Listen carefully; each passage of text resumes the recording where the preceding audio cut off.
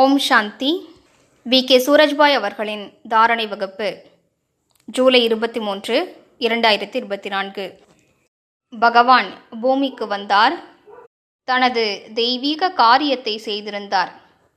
இப்போதோ அவர் சூக்ஷ்ம உலகின் மூலமாக தனது காரியத்தை செய்வித்துக் கொண்டிருக்கிறார். அனைத்து ஆத்மாக்களும் அவரை சந்திக்க வேண்டும்.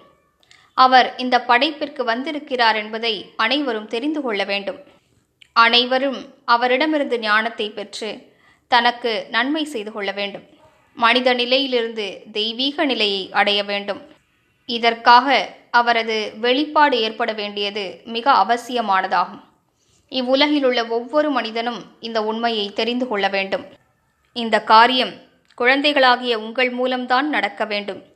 சிவசக்திகள் மற்றும் பாண்டவர்களாகிய உங்கள் மூலம்தான் நடக்க வேண்டும் என்று பாபா கூறியிருக்கின்றார். அதற்காக சாக்ஷாத் பிரம்மாவை போன்று கர்மயோகி பரிஷ்தாக்களாக ஆகுங்கள் என்கிறார். இது எப்படி நடக்கும்? பாபாதான் காட்சிகளை காண்பிப்பார். ஆனால் தகுதியான ஆத்மாக்களின் மூலம்தான் அவரால் காண்பிக்க முடியும். உதாரணத்திற்கு, ஒரு தேவி திரைக்கு பின்னால் அலங்கரித்து கொண்டு தயாராகி கொண்டிருக்கிறார் என்றால், முழுவதுமாக அலங்காரம் முடிவதற்கு முன்னர் திரை விலக்கப்பட்டால் எவ்வாறு இருக்கும்? அதுபோலதான் இஷ்ட தெய்வங்களாகிய நீங்கள் தயாராவதற்கு முன்னால் காலத்தின் திரையை பாபா விலக்கிவிட்டால் எப்படி இருக்கும்? எனவே முதலில் தேவ ஆத்மாக்கள், இஷ்ட தெய்வங்கள் தயாராக வேண்டும். எனவே பிரம்மா பாபாவிற்கு சமமாக எவ்வாறு நாம் கர்மயோகி பரிஷ்தாக்களாக ஆவது என்று சிந்திக்க வேண்டும். அவரது சித்திரத்தை முன்னால் கொண்டு வருவோம். அவரையே நாம் பின்பற்ற வேண்டும். நிரந்தரமாக அவர் எப்படியெல்லாம் தவம் செய்தார் அதனை பின்பற்ற வேண்டும். ஆன்மீக சொரூபத்தில் நிலைத்திருப்பதற்கான தவம். இதனை பாபா மிகவும் பயிற்சி செய்திருக்கிறார். நடந்து திரிந்தபடி இந்த பயிற்சியினை செய்து கொண்டே இருந்திருக்கிறார். காரியங்களை செய்து கொண்டே அவர் இப்படி பயிற்சி செய்து கொண்டிருந்திருக்கிறார்.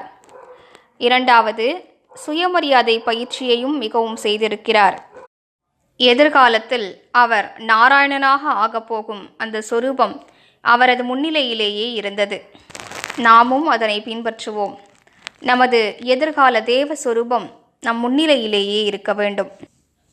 நமது சுயமரியாதையும் அத்தனை உயர்ந்ததாகும். அந்த ஆன்மீக பெருமிதம் நமக்கு இருக்க வேண்டும். பலவிதமான அனுபவங்களை பெறுவோம். மூன்றாவது விஷயம், பாபா நீண்ட நேரம் யோகத்தில் நிலைத்திருப்பதற்கான முயற்சி செய்தார். தனிமையில் தனது குடிசையில் அமர்ந்து அவர் நன்றாக பயிற்சி செய்து வந்தார். நிரந்தரமாக செய்து வந்தார். கர்மங்களை செய்து கொண்டும் பயிற்சி செய்து கொண்டே இருந்தார். நிரந்தரமாக புத்தியானது சர்வசக்திவானோடு இணைந்திருக்கிறது. இங்கு நடக்கும் எதையும் பார்க்கவில்லை.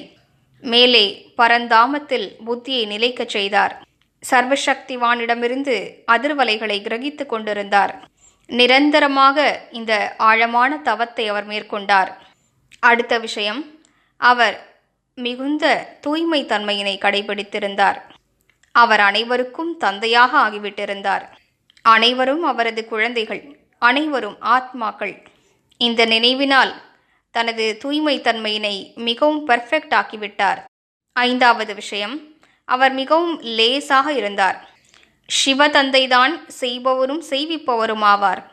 அனைத்து பொறுப்புகளும் அவருடையவை. அனைத்து சுமைகளும் அவரிடம்தான் இருக்கின்றன. ஆனால் பாபாவுக்கு பல சவால்கள் தோன்றின. சிறிது அவற்றை பற்றிய சிந்தனைகள் ஓடினாலும் உடனடியாக பாபா தன்னைத்தான் லேசாக்கி கொண்டார். சிவ தந்தையிடம் ஒப்படைத்துவிட்டு கவலையற்ற ராஜாவாக ஆகிவிட்டார். இப்படிப்பட்ட விஷயங்களையெல்லாம் நமது வாழ்க்கையில் நாம் தாரணை செய்ய வேண்டும். ஞானத்தாலும் நிறைந்திருந்தார். ஞானக்கடலாக இருந்தார் என்றே கூறலாம். அவரிடம் மிகுந்த ஞானத்தின் சக்தி இருந்தது. அவரது மனன சிந்தனையும் மிக அழகாக நடந்தது. சிவ தந்தைதான் முரளி கூறுகிறார் என்றாலும் இடையிடையே பிரம்மா பாபாவின் சிந்தனைகளும் அதில் வருகின்றன. அவரது சிந்தனைகளும் எத்தனை உயர்ந்தவையாக இருக்கின்றன. எத்தனை ஆழமான விஷயங்களை அவரும் கூறுகிறார். எனவே நாம் அனைவரும் ஆழமான தீவிரமான தபஸ்விகளாவோம். அதன் மூலம் நம் மூலமாக சிவதந்தையின் காட்சி வெளிப்படும். இந்த உலகம் அவரை கண்டறியும், அவரோடு இணைந்துவிடும்.